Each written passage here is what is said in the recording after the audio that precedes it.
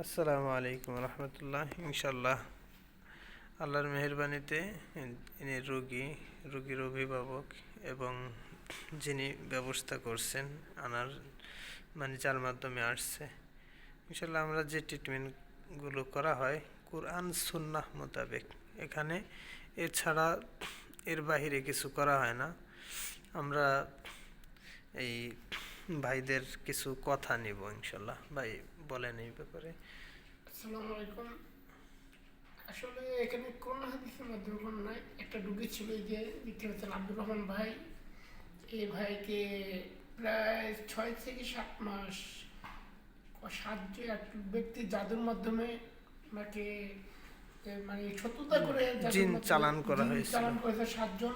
সেই 7 জন জাদু করেছিল, তাই আমরা এই ভাইয়ের কাছে নিয়ে এসেছিলাম। এমনি সকালে হালকা করতাম, মোবাইলে ট্রিটমেন্ট দিয়েছিল। তারপরে ভাই বললো যে আমাদেরকে নিয়ে আসেন, পরে আমরা আসরের পরেই ভাইয়ের কাছে নিয়ে আসলাম। পরে ভাইয়া যেটুকু করলো কোরআন হাদিস ভিত্তি, আমরা ভিডিও আছে আপনি দেখবেন, সেটুকু একমাত্র সেম কোরআন হাদিস ভিত্তি ইনশাল্লাহ। এবং রুগী বললো, দিনে সরাসরি বললো আমরা 7 জন আছি, চলে গেলে দুর্বল হয়ে যাবে ইনশাল্লাহ। তারপরে আমরা রাতের মধ্যে জাদু কেটে দেবো ইনশাল্লাহ। আমরা সবাই সেটা স্বচ্ছকে দেখতে পাচ্ছি, আমরা ভিডিও করে রেখেছি, আপনারা দেখবেন। বাকিটা রুগীর মন্তব্য।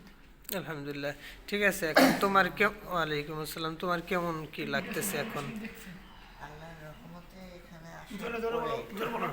এখানে আসার পর থেকেই শরীরটা একটু ম্যাজম্যাজ করলেও, কিন্তু তারপরে যখন উনি আমার জানা দিলেন, তখন আল্লাহর রহমতে আমি সুস্থ হয়ে গেছি।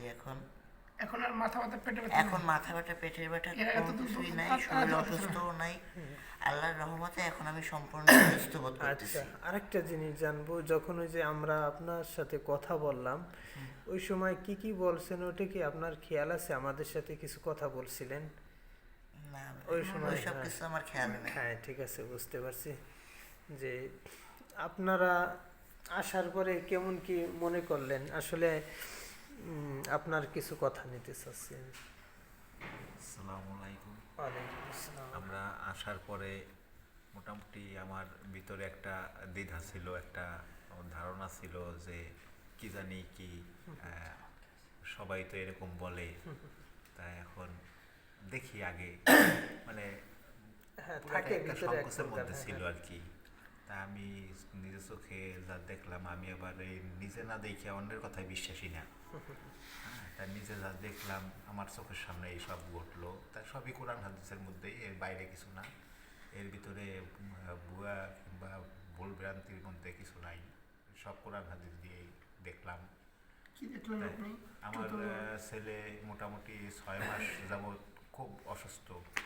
আমি কি কি সমস্যা ছিল ডেটটা বলুন। অনেক জায়গা ওর চিকিৎসা দিন করাইছি, কিন্তু তারা মুখেই বলছে যে কাজ হবে।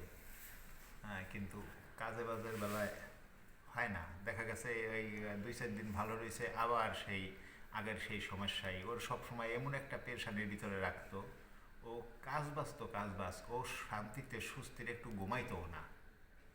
ঘুমের মধ্যেও ও খুব বিশৃঙ্খলাভাবে এরকম আচরণের ব্যাপারে আমি খুব, মানে ওর উপরে ছিলাম, অতিষ্ঠ ছিলাম যে এইভাবে কিভাবে চলবে।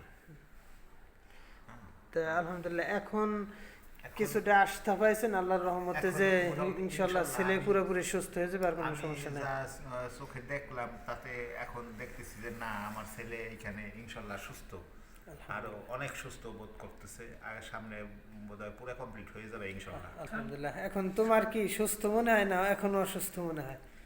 সেটা তো ভাই আগেই বলছি যে আমি এখন সম্পূর্ণ সুস্থ। আলহামদুলিল্লাহ, মাথা ব্যথা কিছু নাই, পেটে ব্যথা আলহামদুলিল্লাহ। আচ্ছা, ঠিক আছে।